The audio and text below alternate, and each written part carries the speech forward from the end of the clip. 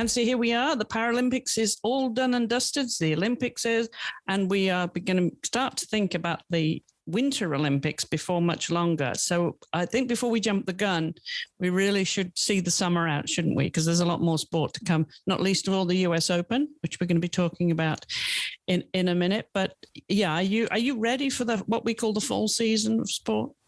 Yeah, I mean, over here it means the start of the women's football season, which of course is as one of my favourite sports. That makes me really happy. And yeah, I mean, it's been an amazing summer. I think a really good summer for women's sport as well. But like you said, there's a lot of exciting things still to come. Yeah, not least of all here in New York for the final week of the US Open, which takes us very nicely into our youth segment this week, because Madison is here again with her choice of athlete to highlight in this youth segment. Madison, hi, how are you? I'm great. How are you? So far, so good. Now, have you been watching the US Open then? I'm presuming you have been following a little bit because of your choice of athlete. Yeah, I have definitely been trying to keep an eye on everything US Open lately. Great. Okay, well, let's hear about your chosen athlete for this. Yes. So on today's Youth Spot, I wanted to do kind of a career overview on Coco Gauff. At only 17 years old, she's already had a really incredible career and is currently ranked 23rd by the WTA and is the youngest player in the top 100. Some of her career highlights include 2 singles titles, $2,136,337 US dollars in prize money earned throughout her career, and a total career of 84 wins and 41 losses. But one of her most notable highlights was defeating her tennis role model, Venus Williams, first at Wimbledon and second at her Australian Open debut. And at that time, Gauff was only 15 years old. This year, Coco qualified to represent Team USA for the 2020 Tokyo Olympics, but had to withdraw from the games 5 days before they were set to begin due to testing positive for COVID-19. Coco said in a tweet that withdrawing from the games was heartbreaking, but hopes to pursue her Olympic dreams in the future. Coco is currently competing in the US Open and was knocked out of the singles tournament after a round 2 loss to Sloane Stephens. However, Gauff's US Open tournament is not over, as she still has doubles matches with her partner, Katie McNally. Yeah, and of course, since that happened, and we're recording here on a Tuesday, they did go on to win 6-4, 6-4 against, was it Daria Jurak of Croatia and Andrea Klepak of Slovakia? That's put them through to their first US Open quarterfinals, isn't it?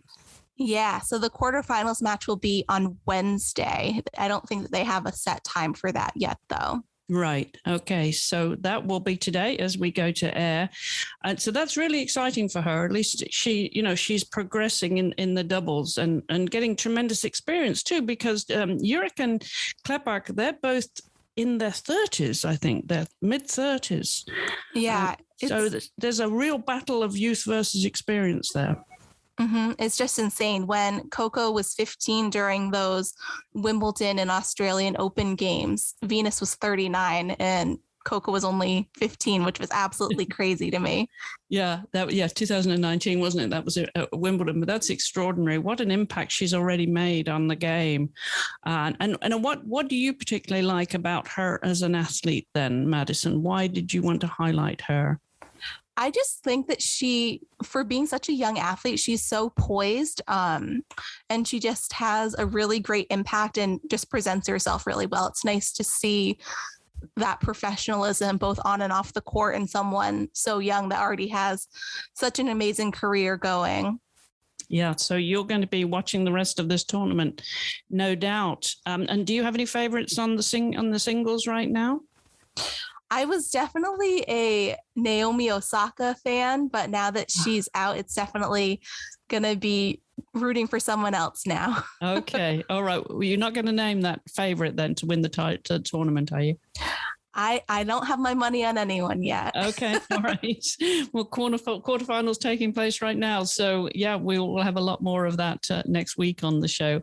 Well, Madison, thank you very much. I'm looking forward to who you choose next week for your youth segment. Maybe it's more than one athlete too, because there's so much youth out there that's been highlighted this summer during the Olympics, during the Paralympics, and in other sports, that are non-Olympic sports too. So look forward to who you pick next week.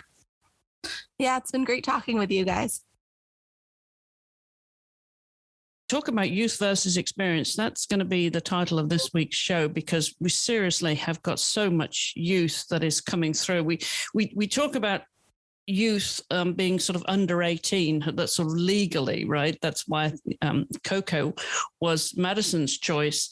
But then you've got, just at the US Open, Emma Raducanu, who we've talked about a few times on the show. She's just 18. I know she's currently ranked 150, and she's through to the quarterfinals. And this is going to take her up, I think, until to at least 74 in the rankings if she was to beat Benchik in the quarters. Yeah, I know that for her, I think it was the fourth round match. If she won that, she would have broken into the top 100. So she is definitely now well into the top 100. And yeah, she is quite incredible. I think obviously she kind of first really made a name for herself at Wimbledon. But then as it was a home tournament, not to take anything away from her performances, because it was a home tournament, I think people were thinking, was it, kind of the momentum that she built with the home crowd behind her? But then the fact that she's come to the US Open really got the crowd on side. She's still getting a lot of support from the crowd. They seem to absolutely love her there. And it's just the performances. They're incredible. The fact that she nearly beat Cerebros Tormo 6-0, 6-0. Yeah. 6-love, sorry. That's my football talk coming out. I used the technical term. And I watched the game yesterday, as her match yesterday as well, and she just looks so confident. It's incredible. And, watching her play, I mean, I don't want to jinx her.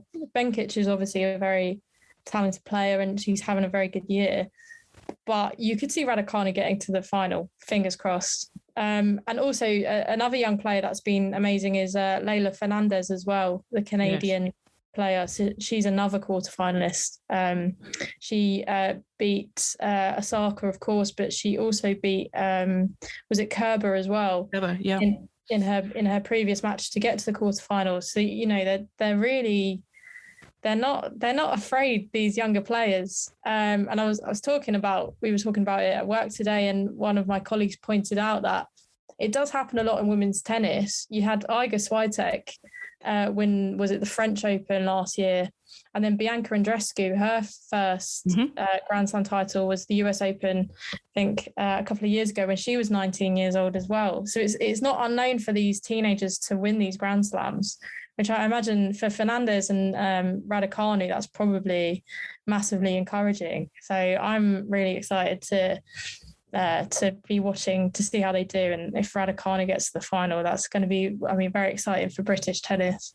Well, thrilling for British tennis, but do you really think that's a possibility? I mean, she's played extraordinarily to beat Shelby Rogers, who had herself beaten the world number one. I know they went to 3 sets and they went to a tiebreaker, which was so exciting. It got quite late. I think they finished around about 9:30, I think that game was wrapped up, which is actually nothing to what they were doing. That was the late show at the US Open last night. That's sort of Monday night as we record here on a Tuesday.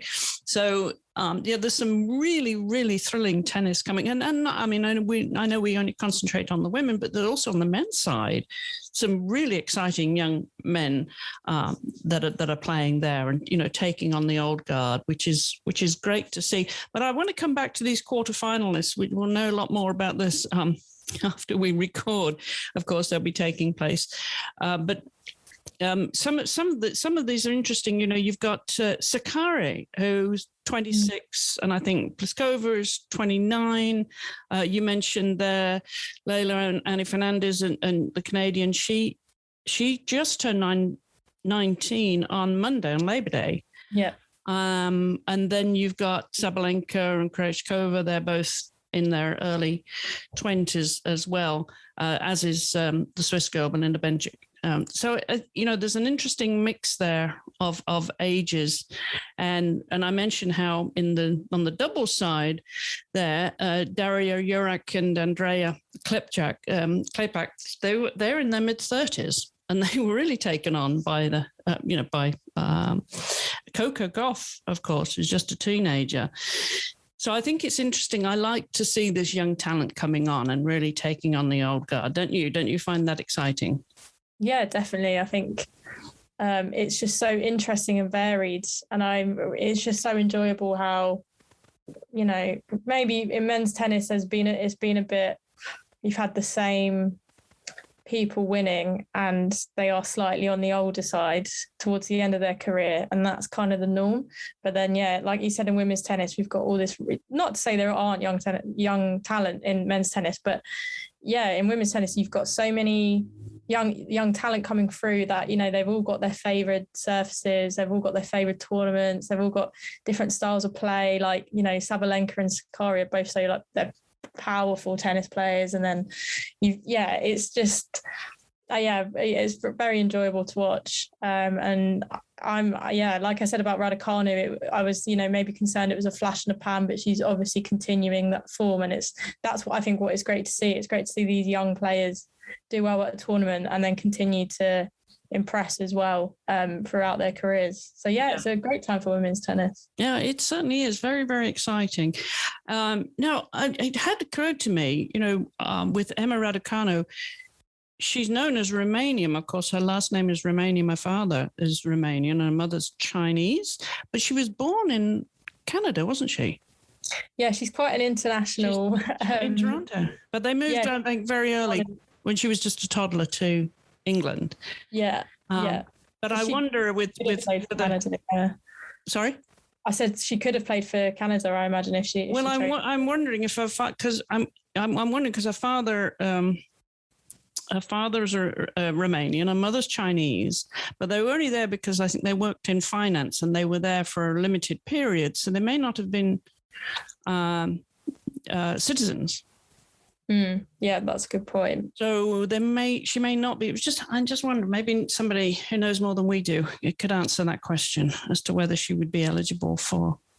Yeah, it's quite similar to when did Osaka choose Japan? I remember her choosing quite late on in her career. So right, I can't. I don't know when it becomes set in stone. Well, I think it's to do with your parentage, and it's to do with whether you become a citizen. If they're citizens, then you are already entitled to it. Yeah, it's an interesting question. Yeah. Well, it doesn't matter who she represents. I think Emma Raducanu is going to go far. I'm really, really excited to see how far she can go in this US Open, because this will give her enormous confidence. No matter where she finishes now, she's got through to the final 8 for future, Grand Slams. She'll be starting to think about maybe she'll qualify for the WTA finals, but then she'll be starting to think about the Australian Open and on we go into next year. But I think that's very thrilling for her because, as you say, she's proved she wasn't a one-hit wonder just because she was on home turf. Yeah, and I mean, like you said, even if she loses in the quarterfinal, it doesn't matter at that age. No, you can just kind of, there's nothing really to lose, so you can just go for it. And I think that's the attitude that she's had. So if she loses, it's absolutely, she still had an incredible tournament. So fair play to her. Talking about turf, I'm going to move on to, your favourite sport is becoming one of my favourite sports now. Football. It happens. And I got teased the other day. I posted something on Facebook, and I'm friends with Jill Coulthard. Do you remember Jill, who used to play for England? Yeah. And she said, I knew you were a closet supporter. I always knew it. I remember going into the dressing rooms with when she was with the Doncaster Bells 100 years ago, and I was doing a piece for one of the tabloids in the UK, and that's how we met. And we stayed in touch. We stayed friends. And but I wasn't an official fan, right? back then, but she's teasing me now that I've come around and that I was always a closet fan. But I'm not so sure about that. But I have been following, not least of all because of the US WNT. The women's team over here is enough to inspire anybody, I think. But we've had a lot of news coming out of the sport, not least of all because your season's just starting as ours begins to wind down a little bit. So let's start by talking about some of the transfers that we've heard that have been making the news, not least of all two of my favorite players, Tobin Heath and Kristen Press, going in different directions professionally, let's add. But let's start there with the big transfer news. Yeah, so this was, well, for me, this was also very big news as well. So yeah, Tobin Heath, who, the American winger, who had been at Manchester United. So she was playing in the Women's Super League, but their contract ended. So she was a free agent. She has moved to Arsenal, which I think was something that caused, it was, I think there was reports that she was going to potentially stay in Europe and even England, but Arsenal hadn't really been in that conversation much. So I was quite taken aback by it. But I mean, it's a massive move and I'm very happy with it. And also she is apparently an Arsenal fan. There have been quite a few pictures of her on social media of her in an Arsenal kit or going to Arsenal games. So, but always has been. I mean, this is one of her, this was a childhood team. Yeah, definitely. That's, I think so. You know, hopefully for her, she's happy with it as well. Interestingly, there hasn't been much detail about the length of her contract, so it could kind of be a 6-month situation. I've heard it's 2 years. Yeah, I also heard it's 2 years, but then the Arsenal manager, I think it's been reported it's 2 years, but it hasn't been confirmed, and the Arsenal manager refused to give much detail about the length. So I think because of that, maybe it's more flexible contract, and it could be like an Alex Morgan situation where she's got like 6 months there. Because as you were saying, Kristen Press has moved to Angel City, which is one of the new NWSL expansion teams. So I was quite interested with that because they don't start playing until 2022. Correct. So does that mean that she just doesn't play until 2022, or is she? She's out there training. Okay, because I wondered if she had the freedom to just go and join a team for 6 months until she could start playing for them. No, she's under contract, I believe, and so she's already in LA, and they are training. Nice, yeah. Well, that's it's going to be exciting to see who else they sign. Because obviously it's very kind of prolific team. It's got a lot of Hollywood stars and sporting superstars as their owners, and I can imagine they're going to sign a lot of big names, Kristen Press being one. So it was very interesting to see where both Press and Heath ended up, and I'm very happy that we've got Heath. I'm really excited to see her in action. Yeah, and I was thinking I might have to move back to London for 2 years, but it might not be that long. But at least we're getting some coverage over here, and which leads me on to the next question I had about whether you were you jumping up and down in the stadium the other day with the 3-2 win over Chelsea. Yeah, I was. I was very. You were one of those people. Yeah, it was amazing. It was at the weekend. Yeah, it was the opening weekend of the WSL season. So I was working on the Saturday. So I went to Tottenham versus Birmingham, which was at the Tottenham Hotspur Stadium, and then on Sunday I went to Arsenal Chelsea at the Emirates, which as a fan, so I wasn't working that day. The second match was. It was really great. I mean, the Emirates has got a capacity of 60,000. They'd sold 8,000 tickets, so it was nowhere near a sellout. But they sold it block by block, so all the fans were concentrated in one area as opposed to scattered. I saw that. Yeah, and the atmosphere was brilliant. Like, it was really, really good. And then it just helped that the match was very entertaining, a lot of goals, and then Arsenal ultimately won as well.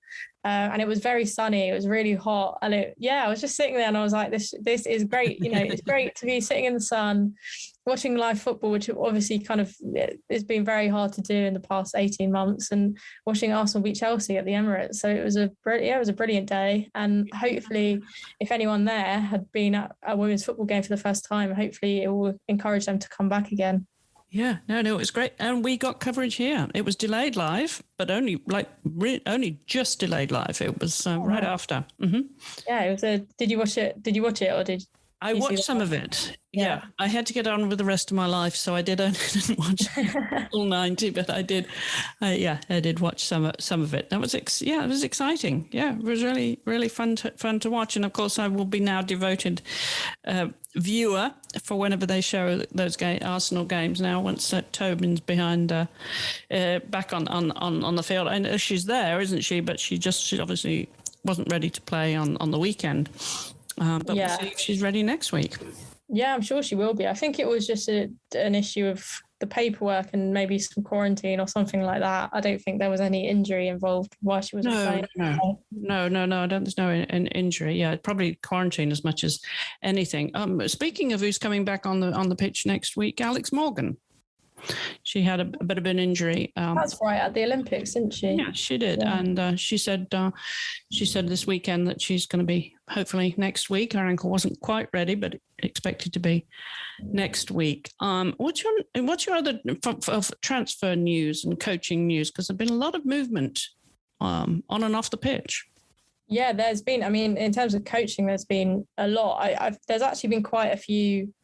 I mean, Mark Skinner, he's now the new Manchester United manager here, and he was formerly at Birmingham, so he is English and was formerly at Birmingham, but he was the Orlando Pride manager for 5 years and has gone back to Manchester United. So I think they're quite excited to see what's happening.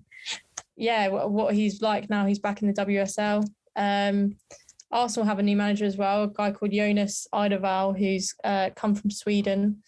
So yeah, there's quite a few different managerial moves in the NWSL, isn't there, as well? I think Angel City have just got one of the announced their new manager as well, haven't they? Yeah, another woman, and the assistant manager at Orlando Pride then stepped up, and she's taken over the lead there. And of course, Laura Harvey is back in Portland, where she was before. She was there from, I think it was like 2013 to 17. And then she went to Utah Royals, which disbanded, if you remember. And then, of course, she did duty as assistant coach for the Olympics for Vlanovsky, and then she's gone back to Portland. So and was it because Mark Parsons, is that he's gone to the Netherlands managerial team. Job, because Sarah Wiegman has now come to England for the Lionesses. So it's kind of like literally a managerial. It's a roundabout. It's like a carousel, really. Yeah. It's like being at the fairground. This is in coaching world. Yeah. Okay. I know you've got another story about women playing in big stadiums, because we had an instance of that when Portland played OL Reign, which is our local derby over there on the left coast, on the west coast. And Megan Rapinoe was thrilled about that, because they played in a football stadium, American football stadium, and they had really good crowds, because the stadiums are very steep there. Wouldn't suit me, suffering from vertigo, but they were very steep, and there was tremendous crowds. And now I know they're making a noise on your side of the pond too about this. Yeah, I was quite intrigued, to be honest, when I read that story, because I hadn't ever really considered what kind of stadiums they play in the NWSL. Are they like purpose built for the women's team, or do they kind of borrow other? Yes, no, they're not purpose built. No. Okay. Do they borrow the stadiums they play in? Are they like soccer stadiums or? Yes. Okay, yeah, that makes sense. I just, never really considered it. Football stadiums. I thought you. Yeah. See, you're calling it soccer now. Well, it's just not to confuse things. But yeah, no, there were quite a few games at the main stadiums here. So yeah, I was at Arsenal, Chelsea at the Emirates, and then Spurs and Birmingham at the Tottenham Hotspur Stadium. Everton and Man City played at Goodison Park. And then Brighton played at the Amex as well, which is the men's team stadium. And yeah, there was a bit of debate about it because, like I said, with the Emirates, there was 8,000 tickets sold out of kind of potentially 60,000. And I think there was a bit of a debate. Is it better to kind of have a smaller stadium that's sold out as opposed to be playing in quite a large, empty-ish stadium? But I personally think that is actually more of a benefit to have games at the bigger stadiums, because ultimately, like the capacity for Meadow Park, where Arsenal women normally play, is about 2,000 to 3,000, and there were 8,000 people at the game at the weekend. So you've already got kind of an increase of 5,000 people watching the game. And I think it's also really important. I know it's different in the NWSL because the women's teams are solely women's teams, but here a lot of the women's teams are part of a bigger club with the men's teams as well. So I think holding it at kind of the club's main stadium is just really kind of pushes this whole like one club mentality. So it's the idea of like, if you support the men's team, you also support the women's team. Like you know, if you really support Arsenal, you support the men and the women. And just playing at the Emirates, I think really pushes that idea and makes it harder for fans of the men's team to just ignore the women's players if they wanted to. Mm-hmm. So yeah, I thought even though there was only 8,000 people at the match, I thought the atmosphere was still great. It shows that you can still have a good atmosphere and really motivate the players regardless of having a bit of an empty stadium. So yeah, I'm really hopeful that they play more games this season at the bigger stadiums. And yeah, for me, that is great because the Emirates is only down the road. So I'd like to see more of that. We were talking about coaches just now, and I wanted to mention there was some research done on coaches, men versus female coaches, by Run Repeat. I think I shared that with you, and there's some interesting statistics that came out of that I wanted to mention that... And not surprisingly, there are more female head coaches than ever before. But was there anything there that did surprise you? Yeah, I think it surprised me that England was doing well. It was almost kind of going against the kind of the norm. So it was, like you said, it was 72.06% of head coaches in women's football were male. And less than 25% of head coaches in the leagues in the US, Germany, France, and Spain were female.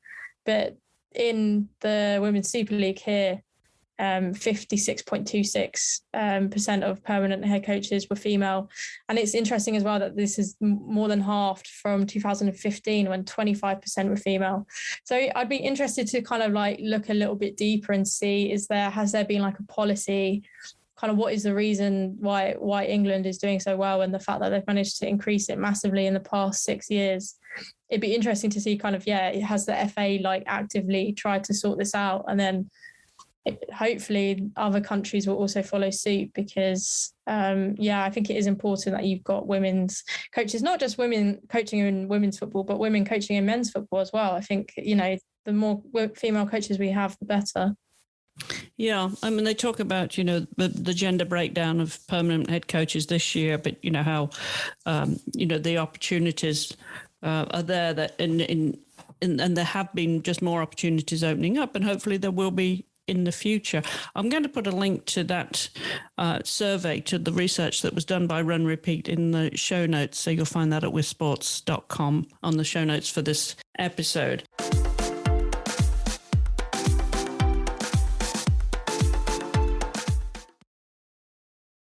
We're going to move on from football now, and we're actually going to go back to tennis, because you had a story. We talked about Sloane Stephens briefly earlier, and you picked up a story from Inside the Games, your former publication. Yeah, so unfortunately, Sloane Stephens lost in the third round to Angelique Kerber, and she shared on Instagram the amount of abuse that she'd received. That she received over 2,000 messages of racist and sexist abuse because she lost, which is just so awful to see and ridiculous. But yeah, she was just kind of posting messages of threats that she'd had and stuff, and it's kind of just so bizarre that, you know, you lose a game and you just get so much hate. And it must have been she said that it isn't talked about enough, but it really sucks. So I think it's good that she's kind of shining a light on this. The WTA has commented on it and said that player safety is its number one priority, and it's working with social media companies to crack down on online abuse. So hopefully, they can do more to sort that out, because I think it's horrendous. Obviously, you know, just, you know, she's just doing her job essentially. To get that abuse is just awful. Absolutely terrible. You really have to feel for them, you know, going through that, because as white women, we just don't know what that feels like. Yeah, exactly. I imagine her as well, like you said, as a black player, is just that she's just much more vulnerable to that sort of abuse. And hopefully the WTA can protect her from, help her out, and also try and stop her from getting any more of that abuse. Exactly. All right, we're going to switch to table tennis now. It's a story that came out again, women making the top jobs. Yeah, so this is really good news. As long as I've been doing this podcast, I think we've talked about the lack of women as presidents of international federations. So for quite a while, there was only one, which was the president of ITF, the International Triathlon Federation. Yeah, so Marisol Casado. And then she was joined by Annika Sorenstam, who is president of the International Golf Federation. I believe Sorenstam was elected this year. And now they're set to be joined by Petra Sorling, who is poised to become the International Table Tennis Federation president. It's not been confirmed yet, but she's the only candidate for the presidential position for the organization's AGM in November. So she's got a fair bit of experience within the ITTF. So she's already executive vice president of finance. So she's heavily involved in the organization already. So it's that would make it three female presidents of summer Olympic federations, which is still a long way to go, but it's already doing a lot better than the one that we had this time last year. So it's really great to see. That is very true. All right, we're going to move on to some exciting golf news now. I don't know if it's exciting for you because you beat the Americans. I can't decide which side of the pond I'm going to be here, because Katrina Matthews now has had back-to-back wins in the Solheim Cup, and Europe beat the US yet again. I guess you're rallying for the Europeans, aren't you? I think you have to glory hunt here. I'd go with the winner. So unfortunately, I didn't get to watch much of this, but so Europe beat the US, like you said, in the Solheim Cup, 15-13. And Catriona Matthew, who was the European captain, she's become the first European captain to win twice. So a really good day for her. Yeah. I saw a few of the celebrations and they seemed pretty happy. So a good win for Europe there. Yeah, because that's always a real ding-dong tournament, that is the Solheim Cup, isn't it? I mean, it's, reminds me of, how the Fed Cup used to be. But this is so competitive between Americans and the Europeans. And the fact that you put all of Europe together shows that you can only beat us by doing that. Well, it was on US soil as well, which probably hurt a bit more for the Americans. But it's true. It's a whole continent against one country. So I suppose when you view it like that, it's let's put it in context. Challenge. All right. Well, great for women's golf, and like you, I didn't get to see much of that. Unfortunately, maybe there are some places we could do some playbacks and rewind that. We've got a story coming out, a big change. Talking about federation news this week, we've got some rebranding coming out of the National Women's Hockey League over here.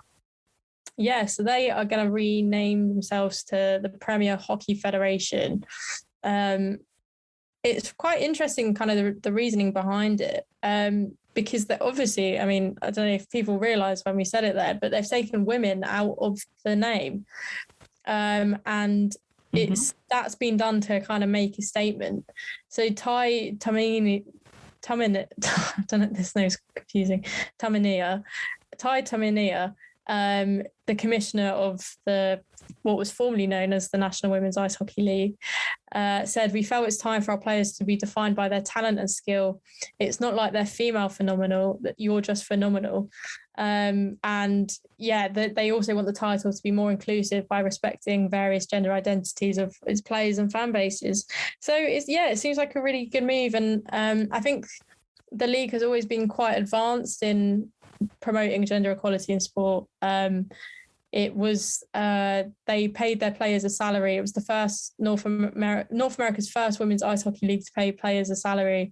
And I remember there's been quite a few, a lot of the players have been really kind of very outspoken about, what they want and what they think they should deserve. So it's really interesting to see this kind of rebrand, and again, interesting to see if other leagues follow suit as well, because obviously a lot of names of leagues have women in the headline, in the title. So yes. I'm intrigued to see what happens there. Yeah, that is an interesting one, isn't it? If you actually take, because right now we'll talk about women's football, men's football, women's hockey, men's hockey. I don't need to do that. I mean, if I said I'm going to be watching hockey, I'd have to reinforce the fact that it was women's I was watching. Yeah, wouldn't you? I mean, how do you feel about it? I think it's quite similar to World Rugby when they've now changed the name of the Rugby World. So it's not Women's Rugby World Cup, Men's Rugby World Cup, and it's kind of just essentially by what year it is. That's how you know whether it's the men or the women's. I think at the time when they announced that, I think it was one of those things where I was like, it's a bit tokenistic. How much just changing a name really do? You kind of want more tangible change. And I think it can be slightly confusing. I think sometimes you do have to differentiate. So I'm intrigued to see what happens with this one. Yeah, I think you have to distinguish, because only people in the sport would know, say in rugby, what year it was, whether it's men or women. Yeah, for someone, I think that's just come into the sport, you wouldn't necessarily know. No. What year things fall. So it is quite tricky. All right. Shall I quiz you on dressage championships now? It's the European Dressage Championships. You can, but I think I'll probably fail the quiz. Okay. All right. Well, real quickly, I want to round up, because just started this week, following the European Show Jumping Championships, which took place in Germany last week. The European Dressage Championships, they started in Hagen, Germany, and this year it looks like the Germans again, because they're hosting an all-women team, they're going to be favourites. They're going to be taking that something like 25th title if they win this week.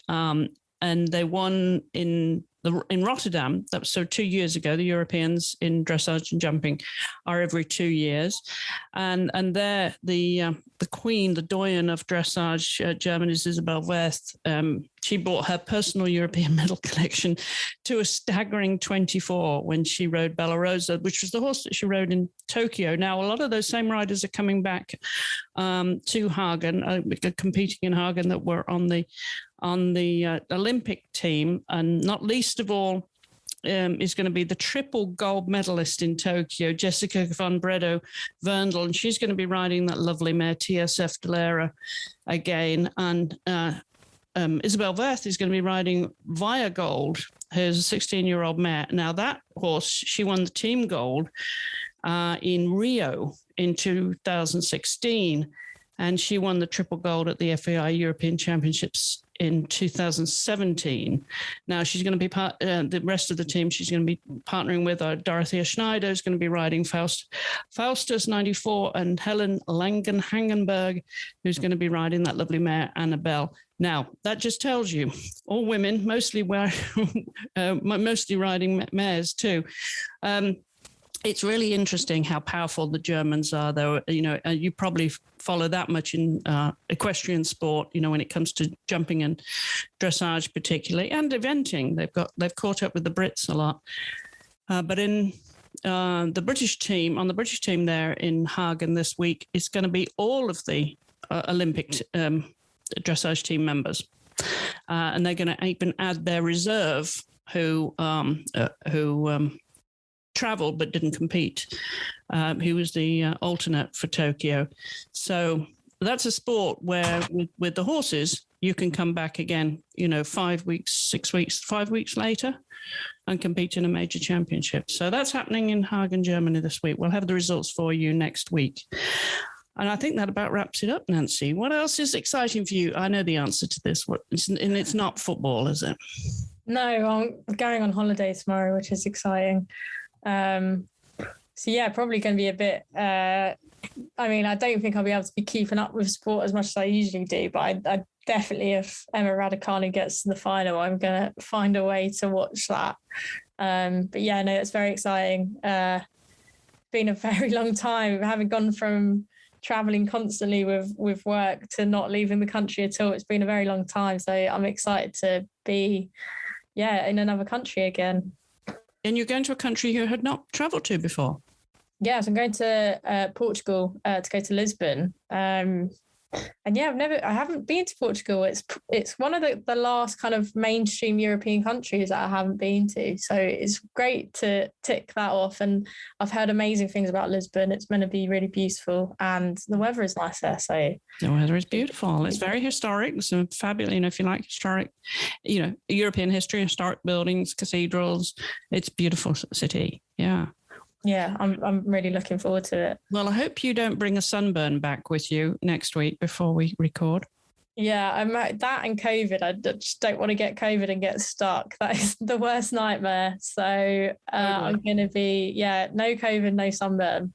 No, that's the plan. Right. That is the plan. Well, I hope it goes according to plan and you have a fabulous time, Nancy.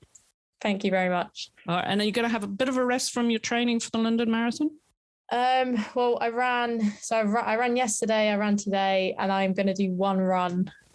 So I am going to run on holiday, which is extreme, but it's got to be done. So I'll do one. So it won't be too bad. I'll just get up early, and I'll just use it as a chance to do a bit of sightseeing and run along the promenade by the sea, which I think will be nice. So beautiful. Yeah, I think it'd be a nice experience. Yeah, it will. And it'll be a memory that you will always have, that you had a training run for the London Marathon in Lisbon, no less. Yeah, I know. It's not very pandemic, is it? It's maybe back into normal times. It certainly isn't. All right. Well, in the meantime, of course, we will continue to watch the news as it unfolds here this week, not least of all on the US Open Tennis Championships there that will be wrapping up at the end of this week. And we'll have whatever else comes our way. No doubt, Nancy will be back in time to keep up with all the football news as well. In the meantime, don't forget to watch what Nancy's doing on social media and read her stories at givemesportwomen.com. I think that's right, is it, Nancy? Yeah, that's right. Yeah. And Nancy_Gillen. And we, of course, at WiSP Sports and at WiSP Sports on social media. So do give us a follow and a share and leave your comments and questions and let us know if there's anyone you'd like to hear from on the show or any sport that we should be covering that we're missing here. We like not to be too focused on any one sport. We try to cover every sport that women do. All right, Nancy, well, have a fantastic time, and we'll be waiting to hear a report on how that holiday went and what else is happening in your life when you come back here next week. Same time, same place. Yeah, I'm looking forward to it. Thank you for listening, everybody.